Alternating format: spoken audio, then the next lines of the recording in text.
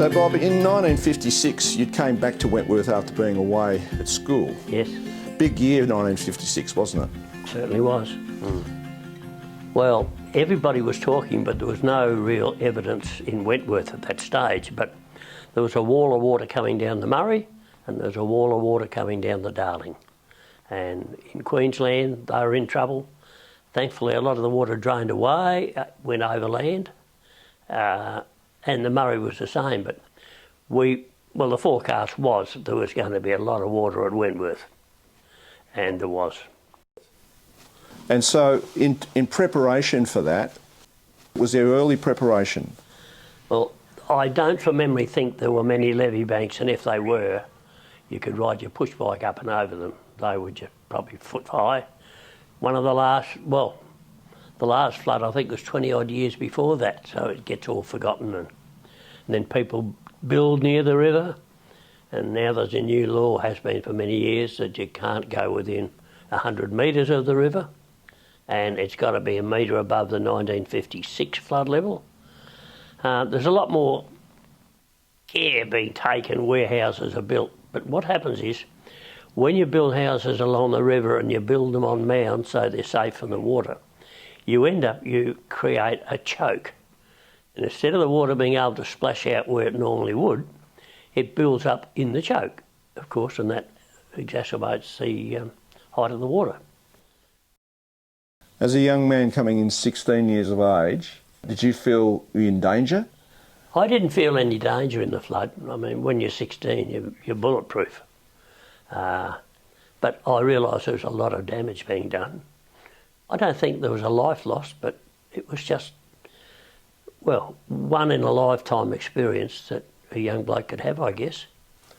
How did you lend a hand? Well, of course you have to have dirt to build levee banks.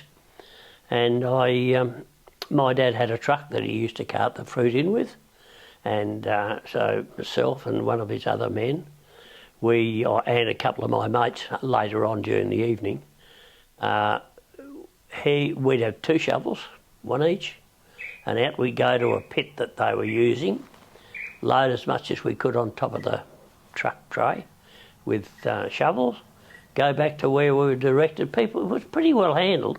They had people directing to where they wanted it dumped, and of course then you had to get out of the place again, which mainly you were bogged, so you had to be pulled out. It was a pretty exciting, but look, young 16-year-olds, that's the life, that's the way to go.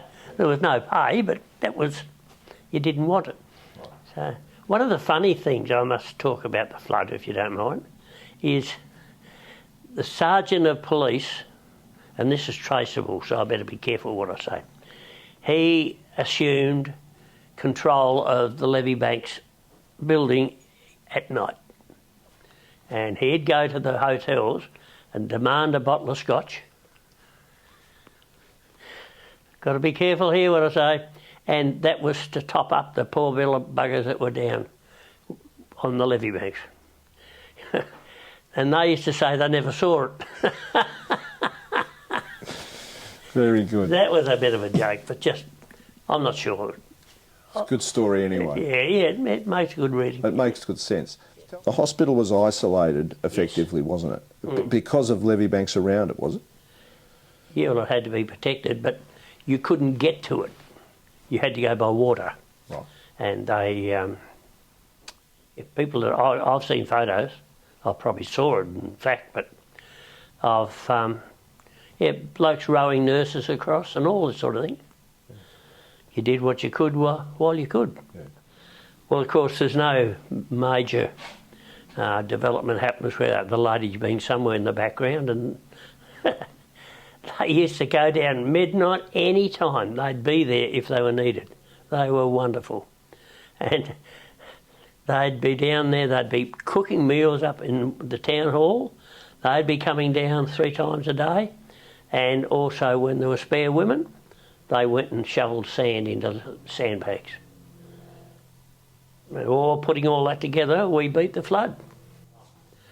Of course, when guys are together during the evening and some are half stunned, and it's a lot of camaraderie, but a few jokes come out of it, and one of them I remember was the Crown Hotel, which is just over the Wentworth Bridge. And they'd been in the pub most of the day, from what I gather, and they're standing out in the twilight hour looking around, water everywhere, of course, not in the actual main street, but you could see it. And anyway, one main bloke said to the other one, he said, you know, if all that water was beer, I reckon you and I could drink it. No problem. And his mate looked at him with glassy eyes and he said, what would you do with all the piddle? Lovely.